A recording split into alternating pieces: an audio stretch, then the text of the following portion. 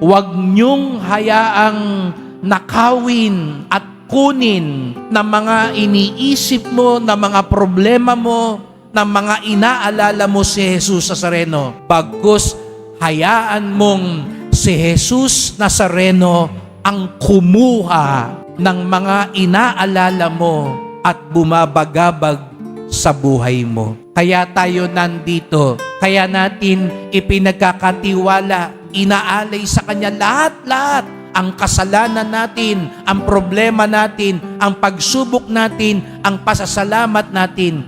Hayaan nating kunin ito ni Jesus Nazareno sapagkat sa Kanyang kamay magiging maayos ang lahat.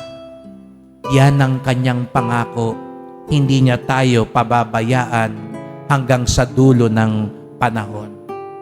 Kaya't sa pasimula ng panahon ng Adbyento, sa bagong taon ng simbahan, manatiling nag-aalab katulad ng kandilang ito ang pag-asa sa ating puso.